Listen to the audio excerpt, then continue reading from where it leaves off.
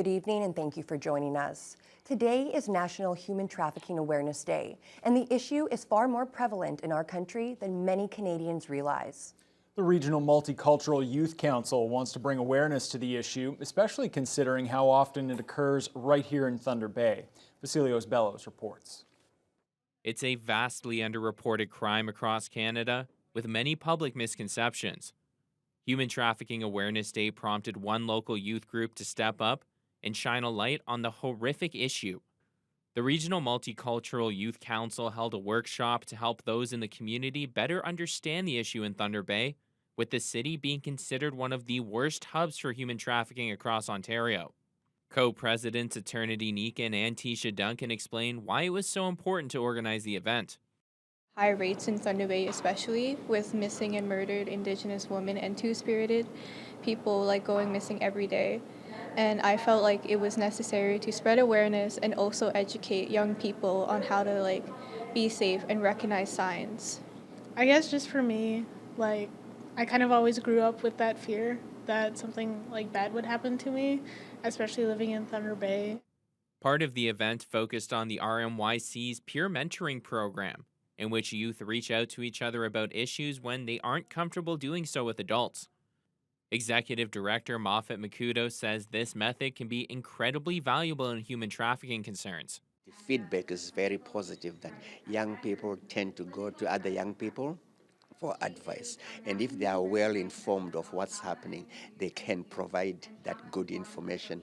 So the youth-to-youth approach can be very effective. Sometimes they just need another supportive push from someone who isn't as threatening as probably a teacher or a parent comes off, especially with the trauma that they have associated with people who may be older. During the workshop, one of the biggest misconceptions put to rest was that human trafficking was primarily committed by strangers, when in fact, 91% of victims in police-reported incidents are known to the trafficker. Vasilios Bellows, TBT News. Meanwhile, the Ontario Natives Women's Association has launched its own campaign to help educate people about the severity of human trafficking in our province. The province-wide campaign includes billboards like this one on Memorial Avenue and social media messaging with links to resources like the Journey to Safe Spaces report. That report outlines 14 recommendations to spot the signs of human trafficking, based on the shared stories of 250 survivors. ONWA helped more than 400 Indigenous women and girls escape human trafficking just last year. Executive Director Cora McGuire-Surrett knows more awareness is needed to address the issue. Share the knowledge, the education with mums, with dads, with aunties, with uncles, to look for signs, within their own family, and to not turn a blind eye to this issue, but to stand up and say that, sexual exploitation against Indigenous women and girls is not okay, and that we as a community are going to stand up against it. The average age for those who are trafficked is just 13 years old. Surrett implores parents to closely monitor their children's online activity. The pilot of a small plane managed to escape injury after his aircraft flipped over on Black Bay while making an emergency landing. Nipigon OPP say emergency services responded to the incident around 5 o'clock yesterday afternoon on the Frozen Bay near the Dorrien landing. The plane took off from Thunder Bay but experienced mechanical issues. Soon after the emergency landing, the plane wheels struck an ice ridge, causing the aircraft to tip over on its roof. The lone pilot, a 25-year-old Thunder Bay man, wasn't hurt. OPP say the incident isn't suspicious. Transport Canada and the Transportation Safety Board have been notified. The Impact Assessment Agency of Canada has begun seeking public feedback on a proposed road to the Ring of Fire mining area. It comes following the release yesterday of the initial project description for the Northern Road link. The project reached a major milestone in April of last year, when the Ford government was on hand as the Martin Falls and Webequie chiefs filed the terms of reference for the environmental assessment of the Northern Road link. The new road would open up the Ring of Fire to development by linking a pair of roadways planned by each First Nation, the Webequie Supply Road and the Martin Falls Access Road. The 175-page document, just released by the federal agency, contains maps and potential routes for the 120 to 160-kilometer-long road that would cross the Attawapiskat River. A summary of the initial project description can be found on the Canadian Impact Assessment Registry. Comments can be submitted until March 23rd. At Queen's Park today, there's plenty of reaction to the Ford government's bill expanding the role of private clinics in Ontario. It's part of an effort to reduce a surgical backlog in the province, but critics say it sets a dangerous precedent. Siobhan Morris reports. As MPPs clashed over healthcare and the Greenbelt, I'll remind the members that we have the Youth Parliament participants in the Visitors Gallery today, and I think we want to show them our best efforts today. Despite tweaks to a proposal to expand the role of private clinics in clearing surgical backlogs, the opposition worries about staffing. Can the Premier guarantee today that these for-profit clinics will not poach staff from our publicly funded hospitals and long-term care homes? The Premier only trumpeted how many workers have been added in the sector. Since 2018, we've hired 60,000, I repeat, 60,000 new nurses, 8,000 new doctors. We put a medical school together that's going to graduate more doctors. Questions remain about checks and balances. The Minister of Health yesterday couldn't even say which body would be overseeing these clinics to ensure that procedures are done safely. The minister accuses the NDP of standing in the way of progress. What we are protecting, what we are advocating for are patients. Patients who are waiting far too long for cataract surgeries, for knee surgeries. Siobhan Morris, CTV News. There will be another unplanned day off for students at Woodcrest. The school will be closed for a second straight day tomorrow as work continues to resolve an electrical issue at the building. Lakehead Public Schools says the issues are beyond its control. The announcement was posted to social media early this afternoon, and parents will continue to receive updates as more information becomes available. It's still unclear if the school will be able to reopen on Friday. WestJet has confirmed that it plans to relaunch direct flights between Thunder Bay and Calgary in the coming months, but a potential change to the existing route between Thunder Bay and Toronto is still up in the air. The airline will start its new route from here to Calgary on June 29th using Boeing 737 jets. The last time WestJet offered non-stop service between the two cities was back in 2016. The company says the decision to restore the route is part of its new strategic direction. The straight flights to Calgary and back will be offered up to 3 times weekly during peak season on Sundays, Tuesdays, and Thursdays. Meanwhile, questions remain about WestJet's flights between Thunder Bay and Toronto. The airline's booking site shows no reservations available for that route after May 1st. The WestJet spokesperson says the company will be able to offer more clarity about that route in the coming weeks. Science North held a Northern Ontario Youth Climate Action Summit for high school students today as part of its 11th annual Science Festival. Students learned about climate change and the ways to take action against it. Jess Clement has the details. Dozens of high school students came out to Fort William Historical Park to take part in Science North's Youth Climate Summit.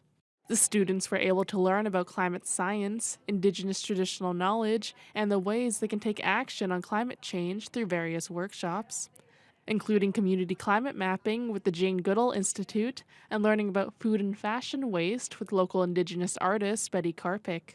Climate Action staff scientist Emma Meadows says it's important to spread awareness about climate change to today's youth. They're going to be the leaders in the future, they're going to be the scientists of the future, and they're going to be the ones that are dealing with climate change impacts that we're seeing now, but that are only going to get worse in the future. Students also got the chance to attend a workshop about climate activism and sign making with Fossil Free Lakehead. They learned about how to engage in the climate movement and spread awareness, and were able to make their own protest signs. I hope that when the students leave here today, they say, I can make a difference. My actions mean something, and even if it's super small or super big, that whatever they do matters and it adds up. The summit was the third event in Science North's Thunder Bay Science Festival, a week-long event that gives children, teens, and adults the opportunity to celebrate science in a fun and interesting way. This is the festival's 11th year, and Senior Outreach Manager Caitlin Richards says they love bringing the community together with science. Teaching science in an engaging and high-impact way is kind of like our bread and butter. We're really good at it. We get kids really pumped and excited about science, technology, engineering, and math. And it's really important because science is kind of the future, right? If kids are really excited about science, that might lead them into careers in science. They may get a job like me in the future and be able to teach the next generation. And as we know what we've seen in the past, science is really important for the future and for our climate. There are still a number of free events that people can attend, including Nerd Night at Sleeping Giant Brewing Company Thursday night and the Science Carnival at the CLE grounds on Saturday afternoon. More information about the festival events can be found on Science North's website. Jessica Clement, TBT News. Well, turning to weather now, Fiona, today was a pretty cold day out there, and I'm thinking it's going to be the same for tonight. Yes, unfortunately, it was a chilly start, a low of minus 20 this morning, and wind chills hitting minus 36. Now, we did warm up to minus 13, but at this time of year, we should actually be closer to about minus 4, minus 5 as our daytime high. So a wind chill of minus 21, really feeling very, very cold, and that was under partly to mostly cloudy skies. Now, the winds were coming in from the south for the most part, but that just didn't really help anything. And if we take a look at what's going on across the region, to the west, wind chills hit around minus 34 last night in Fort Frances. At this hour, they're at minus 15 and a wind chill of minus 22. But skies are still looking pretty clear as we head northerly direction into Kenora and Dryden. They're at minus 17, minus 20 in Red Lake. Red Lake is still under an extreme cold warning. Last night, wind chills hit minus 35. At this hour, the wind chills are sitting around minus 28, and it is mainly clear skies. Eastward, towards Sioux Lookout and Armstrong, they're at minus 18, minus 20 in Greenstone at this hour. Areas to the northeast actually saw wind chills hit minus 40 overnight. Marathon at this hour is at minus 15, and Sault Ste. Marie minus 5 under mostly cloudy skies. They've actually seen their temperatures or their wind chills fluctuate from minus 7 at this hour to minus 16 overnight. So they are experiencing definitely cooler conditions in the eastern portions of Lake Superior. Here in the city of Thunder Bay, we are going to drop down to another cold overnight low of minus 24. But if that isn't cold enough, well, let's factor in a wind chill with winds from the north-northeast. It's going to feel closer to minus 29 or colder. And those few late night flurries, well, that's just the beginning of a system that's moving in that's going to bring a little bit of snow and unfortunately even colder wind chills to Thunder Bay and the rest of northwestern Ontario tomorrow. I'll have more details on that later on in the news hour. Oh, I'm not looking forward to that. Thanks a lot, Fiona. Well, we are approaching the one-year anniversary of Russia's war in Ukraine, and Russian President Vladimir Putin and U.S. President Joe Biden each held high-profile events today discussing the war. We'll have all the details as your news hour continues. You know better than anyone what's at stake in this conflict, not just for Ukraine, but for the freedom of democracies throughout Europe and around the world.